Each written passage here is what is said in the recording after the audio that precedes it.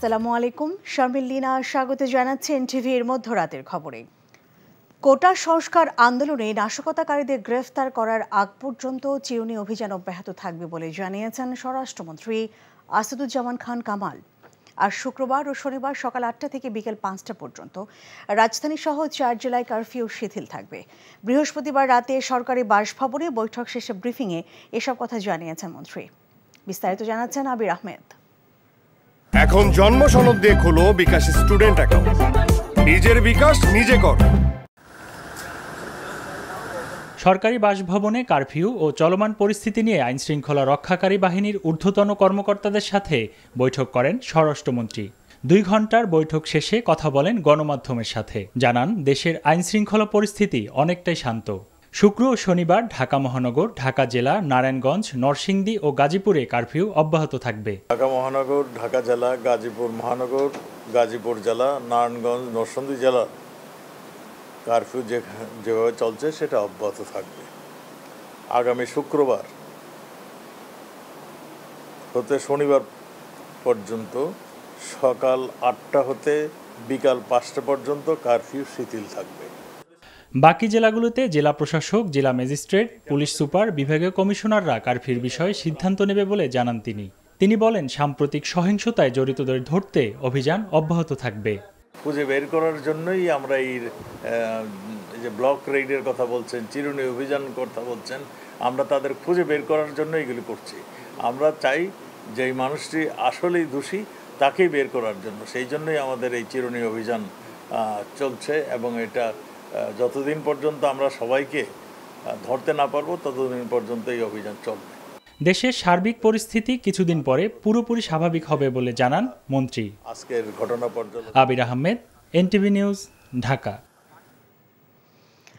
যে metro rail রাজধানীবাসীর জন্য একটু স্বস্তি নিয়ে এসেছিল, তা ধ্বংস করার কি উদ্দেশ্য থাকতে পারে? এমন প্রশ্ন রেখে জনগণকে এর বিচার করার আহ্বান জানিয়েছেন প্রধানমন্ত্রী শেখ হাসিনা। ক্ষতিগ্রস্ত মিরপুর 10 নম্বর মেট্রো স্টেশন পরিদর্শনকালে তিনি এমন আহ্বান জানান। কোটা নিয়ে শিক্ষার্থীদের সব দাবি মেনে নেয়ার পর এখনও আন্দোলন চালিয়ে যাওয়ার ঘোষণার যৌক্তিকতা নিয়েও প্রশ্ন তোলেন শেখ হাসিনা। নজরানা চৌধুরীর রিপোর্ট। এখন জন্ম সনদ দিয়ে খোলো বিকাশ স্টুডেন্ট অ্যাকাউন্ট। নিজের বিকাশ নিজে কর।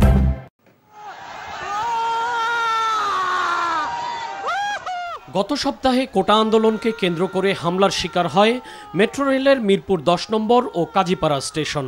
সেই থেকে বন্ধ আছে মেট্রো রেল চলাচল।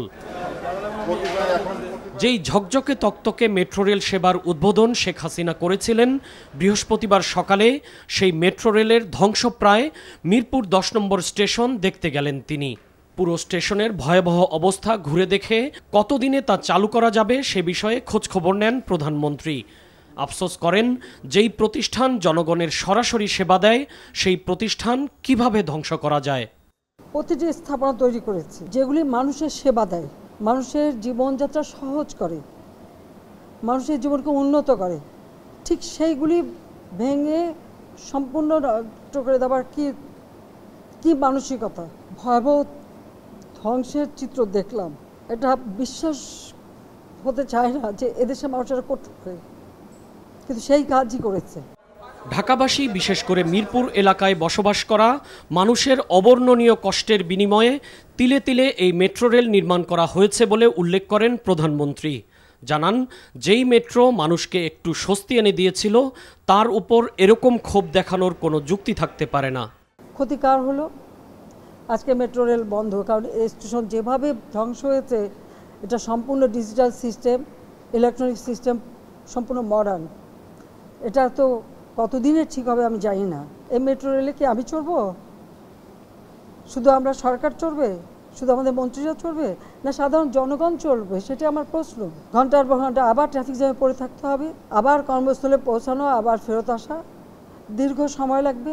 আপনাদের কষ্ট লাঘব করতে চেয়েছিলাম, তা আমি আপনাদেরকেই বলবো যে এই কষ্ট আমি লাঘব করতে চেয়েছি, এই কষ্ট আবার যারা সৃষ্টি করলো তাদের বিরুদ্ধে আপনাদেরই রুখে দাঁড়াতে হবে, দেশবাসীকেই রুখে দাঁড়াতে হবে, এর বিচার তাদের করতে হবে। আমি তাদের কাছেই বিচার চাই। কোটা বিষয়ে শিক্ষার্থীদের সকল দাবি মেনে নেয়ার পরও এখনও আন্দোলন চলমান রাখার উদ্দেশ্য নিয়ে প্রশ্ন তোলেন প্রধানমন্ত্রী শেখ হাসিনা। আর আন্দোলনের শুরুর দিকে এক দফার আন্দোলনের দফা বারবার পরিবর্তন এবং তারপরে সৃষ্ট সহিংসতার সাথে যোগসূত্র থাকতে পারে বলে মন্তব্য করেন তিনি। যে দাবি তারা করেছিল সমস্ত দাবি শুধু মানা না, তার থেকে বেশি আমরা দিয়েছি, হাইকোর্টে দিয়ে দিয়েছে, তারপরেও কিন্তু এখন থামেনি। কেন থামেনি? আমি দেশবাসীর কাছে সেটাই আমি বিচার চাই।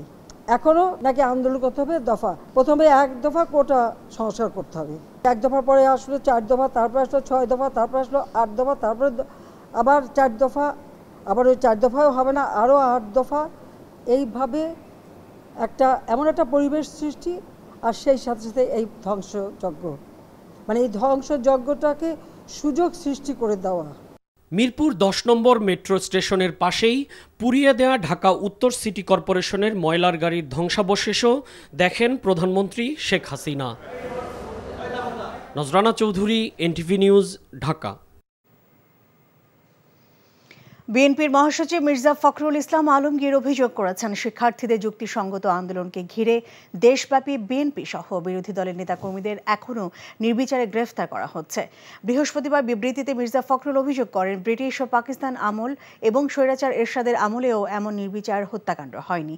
বিএনপির জাতীয় নির্বাহী কমিটির স্বাস্থ্য বিষয়ক সম্পাদক ডক্টর রফিকুল ইসলাম, নির্বাহী কমিটির সদস্য তারিকুল ইসলাম এবং দলের ভাইস চেয়ারম্যান বরকতুল্লাহ বুলুর ছেলে সানিয়াতকে গ্রেফতার করায় উদ্বেগ জানান তিনি। বাংলাদেশ জাতীয় পার্টি বিজেপি চেয়ারম্যান ও সাবেক সংসদ সদস্য ব্যারিস্টার আন্দালিব রহমান পার্থকে আইনশৃঙ্খলা বাহিনী বাসা থেকে তুলে নিয়ে গেছে বলেও উল্লেখ করা হয় এই বিবৃতিতে। বিএনপি সহ বিরোধী দলের নেতাকর্মীদের বিরুদ্ধে দায়ের করা মামলা প্রত্যাহার ও অবিলম্বে তাদের নিঃশর্ত মুক্তির আহ্বানও জানান মির্জা ফখরুল। আওয়ামী লীগ সাধারণ সম্পাদক ওবায়দুল কাদের বলেছেন, পরিস্থিতি আরও খারাপ হতে পারে, ঘাপটি মেরে বসে আছে নাশকতাকারীরা। আর চোরাগোপ্তা হামলার মধ্য দিয়ে মানুষের রক্তের উপর দাঁড়িয়ে ক্ষমতায় যেতে চায় বিএনপি। বৃহস্পতিবার রাজধানীর তেজগাঁওয়ে ঢাকা জেলা আওয়ামী লীগ কার্যালয়ে যৌথ সভায় তিনি এসব কথা বলেন। আরও জানাচ্ছেন মুকসিমুল হাসান।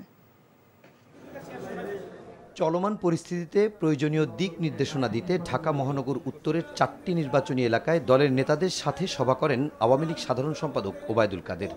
বক্তব্যের শুরুতেই কোটা আন্দোলনকে কেন্দ্র করে নিহতদের প্রতি শোক প্রকাশ করে তিনি বলেন, হত্যাকাণ্ডের সুষ্ঠু বিচারে কাজ শুরু করেছে বিচার বিভাগীয় তদন্ত কমিটি। একই সঙ্গে তিনি অভিযোগ করেন, কোটা আন্দোলনের উপর ভর করে হত্যা এবং সহিংসতা চালিয়েছে বিএনপি জামাত।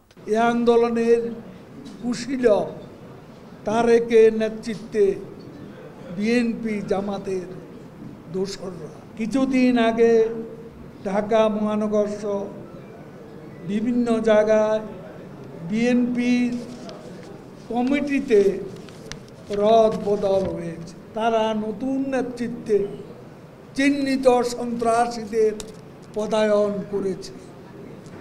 এই হামলা পরিচালনার জন্য তাদেরকে পরিকল্পিতভাবে নিয়োগ করা হয়েছে। দেশের এই সংকটে নেতাকর্মীদের ঐক্যবদ্ধভাবে প্রতিরোধ গড়ে তোলার আহ্বান জানান ওবায়দুল কাদের। গুজব এবং অপপ্রচারের ব্যাপারেও সতর্ক থাকার নির্দেশনা দেন তিনি। তারা ঘাপটি মেরে বসে আছে, আরো খারাপ পরিস্থিতি সৃষ্টি করতে পারে, দেশে ধ্বংসযজ্ঞ সৃষ্টি করে এর ভেতর তারা এই অশান্তি রক্তের উপর দাঁড়িয়ে ক্ষমতা দখল করতে তারা চায়। দেশের এই পরিস্থিতিতে সমাজের অসহায় খেটে খাওয়া মানুষের পাশে দাঁড়াতে দলের নেতাকর্মী এবং সমাজের বিত্তবানদের প্রতি আহ্বান জানান আওয়ামী লীগ সাধারণ সম্পাদক। Muksimul Hasan, NTV news, Dhaka. Quota সংস্কার আন্দোলনকে কেন্দ্র করে সহিংসতার ঘটনায় হেলিকপ্টার থেকে মানুষকে লক্ষ্য করে র্যাবের পক্ষ থেকে কোনো গুলি ছোড়া হয়নি। বৃহস্পতিবার বিকেলে রাজধানী কারওয়ান বাজারে র্যাবের মিডিয়া সেন্টারে ব্রিফিংয়ে একথা জানান সংস্থাটির আইন ও গণমাধ্যম শাখার পরিচালক লেফটেন্যান্ট কর্নেল মোহাম্মদ মুনিম ফেরদৌস। আমরা র্যাব এলিট ফোর্স হিসাবে আমাদের হেলিকপ্টার টহলের মাধ্যমে নন লিথেল ওয়েপন ব্যবহারের মাধ্যমে, যেখানে আমরা স্পেসিফিকভাবে বলতে চাই এটা নিয়ে বিভিন্ন ধরনের প্রোপাগান্ডা বিভিন্ন সামাজিক যোগাযোগ মাধ্যমে ছড়ানো হচ্ছে, সেখানে আমরা টিয়ার শেল এবং সাউন্ড গ্রেনেডের মাধ্যমে আমরা কিন্তু ছত্রভঙ্গ করে আমরা সাধারণ মানুষের জানমালের ক্ষয়ক্ষতি একদিকে যেভাবে মিনিমাইজ করতে পেরেছি, কমাতে পেরেছি। তেমনিভাবে সাধারণ বাচ্চাদেরকে যেখানে মানব ঢাল হিসেবে ব্যবহার করার চেষ্টা করা হয়েছিল সেই ক্ষয়ক্ষতিও আমরা কমিয়ে আনতে পেরেছি। সাম্প্রতিক সহিংসতা বিশৃঙ্খলায় চরমভাবে দেশে ভাবমূর্তি ক্ষুণ্ণ হয়েছে আন্তর্জাতিক অঙ্গনে। এ তথ্য জানিয়ে অর্থনীতিবিদরা বলছেন আগামীতে এর খেসারত দিতে হবে দেশের অর্থনীতিকে, বিশেষ করে রপ্তানি আর বিদেশি বিনিয়োগের সবচেয়ে বেশি নেতিবাচক প্রভাব পড়বে বলে আশঙ্কা তাদের। হাসানুল শাওনের রিপোর্ট।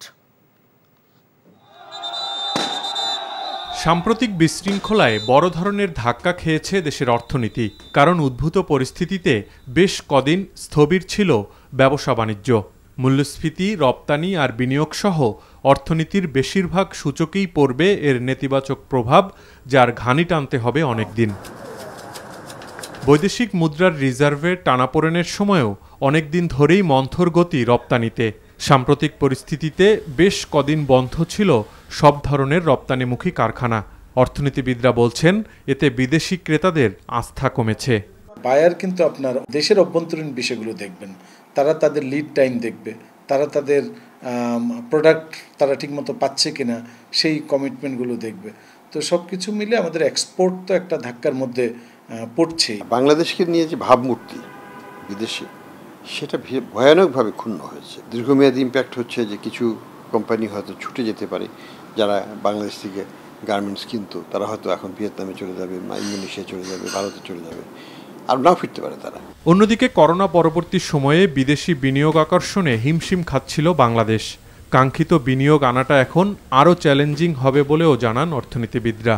এই পরিবেশে তো বিনিয়োগের প্রশ্নই উঠে না, সেটা দেশি বিনিয়োগই হোক আর ফরেন ডাইরেক্ট ইনভেস্টমেন্টই হোক, কোনোটাই হবে না। বিনিয়োগ যারা হয়তো চিন্তা করতো বাংলাদেশকে নিয়ে, তারা হয়তো সেটা অল্টারনেটিভ ডেস্টিনেশনে তারা চলে যাচ্ছে, সেটা তার ফিরবে না। বিদেশিদের কাছে আমাদের একটা বার্তা দিবে যে আমাদের কস্ট অফ ডুইং বিজনেস কিন্তু এমনিতেই বেশি। বহির্বিশ্বে যে একটা আমাদের যে ইমেজের যে বিষয়টা আছে সেই জায়গাটা, সেটা সেফটি সিকিউরিটির থেকে আরম্ভ করে ফরেন ইনভেস্টমেন্টের ক্ষেত্রে আমরা সবসময় বলি যে আমাদের ইনভেস্টমেন্ট লাগবে। ইনভেস্টমেন্ট যদি না হয় এফডিআই বেসড ইন্ডাস্ট্রিয়ালাইজেশন লাগবে। তো সেই জায়গাগুলো কিন্তু আমাদের জন্য একটা চ্যালেঞ্জের মুখোমুখি হলো। বিদেশি বিনিয়োগ বাড়াতে সামনের দিনে আইন শৃঙ্খলা পরিস্থিতি স্বাভাবিক রাখার তাগিদ অর্থনীতিবিদদের। Hasanul Shaon, NTV news, Dhaka. ২৮, ২৯, ৩১ July ও ১ আগস্টের এইচএসসি ও সমমানের পরীক্ষা স্থগিত করা হয়েছে। আন্তঃশিক্ষা বোর্ড সমন্বয় কমিটির পক্ষ থেকে বৃহস্পতিবার দেয়া বিজ্ঞপ্তিতে এই কথা জানানো হয়েছে। এই নিয়ে চলমান এইচএসসি ও সমমানের ৮টি পরীক্ষা স্থগিত করা হলো। সাধারণ শিক্ষার্থীদের নিরাপত্তা নিশ্চিত করতে পরীক্ষাগুলো স্থগিত করা হয়েছে বলে জানানো হয়েছে বিজ্ঞপ্তিতে। এখনও তারিখ নির্ধারণ না হলেও ১১ আগস্টের পর স্থগিত হওয়া পরীক্ষাগুলো অনুষ্ঠিত হবে বলে জানিয়েছেন আন্তঃশিক্ষা বোর্ড সমন্বয় কমিটির সভাপতি। আজ ৪ আগস্টের পরীক্ষা পূর্ব ঘোষিত সময়সূচি অনুযায়ী যথারীতি চলবে বলেও জানানো হয়েছে বিজ্ঞপ্তিতে। এর আগে প্রথমে ১৮ জুলাইয়ের পর ২১, ২৩ ও ২৫ জুলাইয়ের এইচএসসি পরীক্ষাও স্থগিত করেছিল আন্তঃশিক্ষা বোর্ড সমন্বয় কমিটি। নরসিংদী জেলা কারাগার থেকে পলাতক নিষিদ্ধ জঙ্গি সংগঠন আনসার আল ইসলামের সদস্য মোহাম্মদ ফারুক আহমেদকে নারায়ণগঞ্জ থেকে গ্রেফতার করেছে র্যাব। বৃহস্পতিবার দুপুরে সিদ্ধিরগঞ্জের সংবাদ সম্মেলনে র্যাব ১১-এর CEO lieutenant colonel Tanvir Mahmud জানিয়েছেন, গতকাল সোনারগাঁওয়ের প্রেমের বাজার এলাকা থেকে ফারুককে গ্রেফতার করা হয়। এর আগে ২০২২ সালে সিলেটে অভিযান চালিয়ে তাকে গ্রেফতার করেছিল র্যাব। আদালতে স্বীকারোক্তিমূলক জবানবন্দিতে জঙ্গি তৎপরতায় জড়িত থাকার কথা স্বীকার করেন তিনি। এরপর থেকে নরসিংদী জেলা কারাগারে ছিলেন ফারুক। সম্প্রতি ওই কারাগারে হামলা, অগ্নিসংযোগ এবং ৯ জঙ্গিসহ ৮২৬ জন আসামি পালিয়ে যাওয়ার পর থেকে হামলাকারী সহ অন্যদের গ্রেফতারে অভিযানে নামে র্যাব সহ আইনশৃঙ্খলা রক্ষাকারী বাহিনীর সদস্যরা। ভুয়া মুক্তিযোদ্ধা কোটায় চাকরি পেয়ে প্রায় ১,৩২,০০,০০০ টাকা আত্মসাতের অভিযোগে হাউস বিল্ডিং ফাইন্যান্স কর্পোরেশনের Barishal officer DGM M Jamil আহমেদের বিরুদ্ধে মামলা করেছে দুদক। দুদকের উপসহকারী পরিচালক মোহাম্মদ আশিকুর রহমান বৃহস্পতিবার খুলনায় দুদকের সমন্বিত জেলা কার্যালয়ে মামলাটি করেন। জামিল আহমেদের বাড়ি খুলনা নগরীর নির্জন আবাসিক এলাকায়। দুদক জানায়, তার বাবা মৃত আকমান উদ্দিন মিনা মুক্তিযোদ্ধা নন। এরপরও বাবাকে মুক্তিযোদ্ধা দেখিয়ে মুক্তিযোদ্ধার সংসদ থেকে সনদ নেন। পরে মুক্তিযোদ্ধা কোটায় হাউস বিল্ডিং কর্পোরেশনে চাকরি পান। গত বছরের ডিসেম্বর পর্যন্ত বেতন ভাতা বাবদ 1,31,73,734 টাকা উত্তোলন করে আত্মসাৎ করেন তিনি। এই ছিল মধ্যরাতের খবরে। এই খবরে ভিডিও সহ আপডেট জানতে ভিজিট করুন NTV অনলাইন www.ntvbd.com। এছাড়াও NTV জনপ্রিয় সব অনুষ্ঠান ও খবরের আপডেট জানতে ভিজিট করুন আমাদের ইউটিউব ও ভেরিফাইড ফেসবুক পেজ। সকাল 7:30টায় সকালের খবর দেখার আমন্ত্রণ রইল। এতক্ষণ সঙ্গে থাকার জন্য ধন্যবাদ সবাইকে।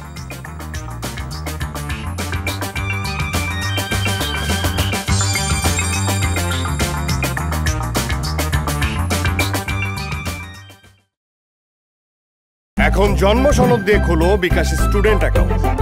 নিজের বিকাশ নিজে কর।